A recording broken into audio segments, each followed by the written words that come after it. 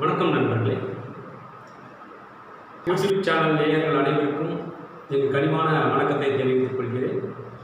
இன்றைக்கி நம்ம பார்க்க போகிற சப்ஜெக்ட் என்னென்னு பார்த்தீங்கன்னா ராஜநிலை. இந்த ராஜநிலை அப்படின்னா முதல்ல என்னென்னு தெரிஞ்சுக்கணும். ராஜநிலை அப்படின்னாக்கும் முதல்ல நம்மளுடைய டேட் ஆஃப் பர்த், அதை வைத்து நம்ம பலன் சொல்லலாம். அடுத்ததாக நம்ம பெயரை வைத்தும் நம்ம பலன் எடுத்து சொல்லலாம். அதுக்கப்புறமா பார்த்தீங்கன்னாக்கா நம்மளுடைய செல்ஃபோன் எண்களை வைத்து நம்ம பலன்களை துல்லியமாக வைக்கலாம். அதுக்கு அடுத்த முறையாக வண்டி எண்களில் இருக்கக்கூடிய விஷயங்களை நாம் அற்புதமாக நம்ம எடுத்துக்கொண்டு பலன்களை சொல்லலாம். அதுக்கப்புறமா பார்த்தீங்கன்னாக்கா திருமண தேதியை வைத்து நம்ம பலன் எடுக்கலாம். அதற்கு அடுத்ததாக நம்ம வீட்டில் இருக்க நிலையின் அளவுகளை நம்ம சரியாக இருக்கா என்னன்னு பார்த்து அந்த அளவுகளை வைத்து நம்ம பலன்கள் சொல்லலாம். இப்படி தான் நம்ம சொல்லி கொண்டு இருக்கிறோம். சரிங்களா?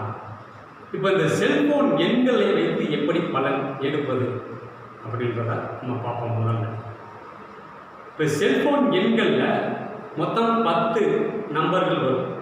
நம்ம இந்தியாவை பொறுத்த வரைக்கும் நம்மளுக்கு 10 நம்பர்ஸ் தான் நம்ம செல்ஃபோன் எண்களில் வரும். அந்த 10 எண்களை நம்ம எந்த மாதிரி நம்ம பிரித்து எடுக்கணும் அப்படின்னு பார்த்தீங்கன்னாக்கா முதல் 2 நம்பர் பார்த்தீங்கன்னாக்கா அதை நம்ம ஜாதக அப்படின்னு நம்ம எடுத்துக்கணும். அதுக்கு அடுத்து வர்ற 2 நம்பர் என்னென்னு பார்த்தீங்கன்னாக்கா அதை நம்ம குடும்பமாக எடுத்துக்கொள்ள வேண்டும். அதுக்கு அடுத்து வரக்கூடிய 3ஆம், அதாவது 2 இலக்க எண்களில் அந்த 3ஆவதாக வரக்கூடிய 2 இலக்க எண்களை நாம் தொழிலாக கன்வெர்ட் பண்ணிக்கணும். சரிங்களா? இதை எப்படி அப்படின்னு பார்த்தீங்கன்னா இந்த நம்பர் வாங்கின பிறகு உங்களுக்கு இந்த மாதிரி இருக்குது தொழில் மூலம் குடும்பத்தில் அப்படின்னு நம்ம ஒவ்வொரு கிரேடாக நம்ம பிரித்து சொல்லலாம். அடுத்ததாக சொத்து அப்படின்ற இடத்துல 4ஆவது கேட்டகரியாக அந்த 2 எண்களை நம்ம 2 இலக்க எண்களை நம்ம எடுத்துக்கலாம். 5ஆவதாக நம்ம கடைசி அந்த 2 நம்பரை குழந்தைகளுக்காக நம்ம எடுத்துக்கலாம். இந்த நம்பர் வாங்கின பிறகு குழந்தைகள்னால செலவுகள் ஆச்சா இல்லை குழந்தைகள் மூலம் நல்ல விஷயங்கள் அங்கே நடந்துச்சா அப்படின்ற விஷயத்தை நம்ம எடுத்துக்கலாம். அப்போ இந்த 10 எண்களையும் நாம் கூட்ட வேண்டும்.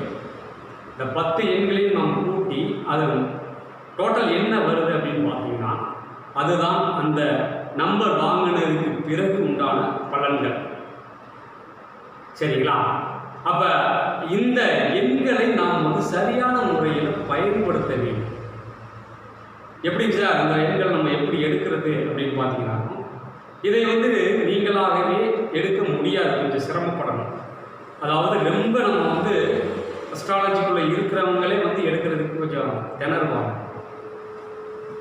நீங்கள் தனிப்பட்ட நபராக இருந்தால் அது மிகவும் சிரமமாகத்தான் இருக்குது. அதனால் உங்களுக்கு ஏதாவது சந்தேகம் இருந்தாலும் உங்களுக்கு நம்பர் கொடுப்பாங்க. அந்த நம்பரில் கூப்பிட்டு எப்படி என்ன ஏது உங்களுடைய நம்பர்கள் இப்போ நீங்கள் கூப்பிட்ற நம்பரை வச்சு நாங்கள் உங்களுக்கு உண்டான பலன்களை நாங்கள் சொல்லிடுவோம்.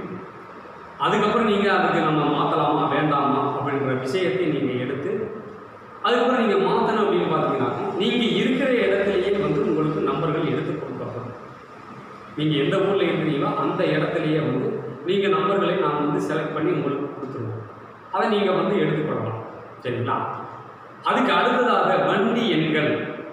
இப்போ ஒருத்தர் வண்டி வச்சுருக்காருன்னு வச்சுக்கோங்க, முதல் ஓனராக இருக்கிறார் அப்படின்னாக்கும் முதல்ல இருக்கக்கூடிய 2 இலக்க எண்கள் முதல் ஓனர். 2ஆவது வரக்கூடிய 2 நம்பர் அப்படின்னு பார்க்கும்போது அது 2ஆவது ஓனர். சார் இந்த புக்கில் ஒரே ஓனர் தான் சார் இருக்குது, ஆனால் நம்ம கை 4-5 கை மாறி வந்துடுச்சு அப்படின்னு பார்த்தீங்கன்னாக்கோ எத்தனை கை மாறி வந்தாலுமே உங்களுக்கு புக்கில் எத்தனை ஓனர் அதாவது நேம் ட்ரான்ஸ்ஃபர் பண்ணியிருக்காங்களோ அது மட்டும்தான் உங்களுக்கு ஓனர். அதுக்கப்புறம் நீங்கள் நேம் ட்ரான்ஸ்ஃபர் பண்ணாமல் எத்தனை கை மாறி வந்தாலும் அதில் இருக்கிறது தான் அதுக்கு அடுத்த ஓனர் தான் நீங்கள். சரிங்களா? இப்போ 2 ஓனர் ட்ரான்ஸ்ஃபர் பண்ணிட்டாங்க. அப்போ 3ஆவதாக உங்கள் கைக்கு வந்துச்சுனாக்க அது 3ஆவது ஓனராக தான் அங்கே பேசும். அப்போ இந்த இந்த நம்பர்களை நம்ம தெளிவான முறையில் நம்ம எடுத்து அதை வந்து நம்ம வந்து ஆக்டிவேட் செய்யணும். இன்றைய காலகட்டங்களில் வந்து நம்ம வந்து செல்ஃபோன் மற்றும் வண்டி இந்த இரண்டையே தான் நம்ம அதிகமாக யூஸ் பண்ணுறோம். வீட்டில் இருக்கக்கூடிய ஹஸ்பண்ட் அண்ட் ஒய்ஃபாக இருந்தாலும் கூட வீட்டுக்காரமாட்ட அதிகமாக பேச மாட்டாங்க, பேசுறதுக்கு முடியலை. காரணம் என்ன அப்படின்னு பார்த்தா அந்த மாதிரியான ஒரு சூழ்நிலையில் நம்ம எல்லாருமே பயணிச்சுக்கிட்டு இருக்கோம். அந்த மாதிரி சூழ்நிலையில் பயணிச்சுக்கிட்டு இருக்கிறதுனால நம்ம வந்து செல்ஃபோன் அப்படின்ற ஒரு உன்னதமான ஒரு கருவி நல்ல விஷயங்களுக்கு பயன்பட்டு கொண்டே இருக்கிறது. அதை நம்ம நல்ல முறையில் நம்ம வந்து நம்மளுக்கு தேவையான விஷயங்களை எடுத்து அதை நல்ல முறையில் நம்ம பயன்படுத்தினா நம்ம நல்ல முறையில் வாழ்க்கையில் ஜெயிக்கலாம் அப்படின்றது தான் இந்த ராஜநிலையோட நோக்கமே. சரிங்களா? இந்த இரண்டையும் மட்டுமே நம்ம மாற்றினா வந்து வாழ்க்கையில் ஓரளவுக்கு மாறலாம். அதுக்கப்புறம் உங்களுடைய பாஸ்வேர்டு எண்கள் மற்றும் உங்களுடைய ஏடிஎம் பின் நம்பர் இதையெல்லாம் வந்து நம்ம நல்ல எண்களாக நம்ம மாற்றி வச்சுக்கணும். இப்போ இந்த மாதிரி நம்பர்களெல்லாம் நம்ம நல்ல முறையில் மாற்றி வச்சுக்கிட்டா நம்ம ஒன்றுமே இப்போ வந்து நம்ம போய் ஏடிஎம்மில் போய் நம்ம வந்து பணம் பின் நம்பர் போட்டு பணம் எடுக்கணும்.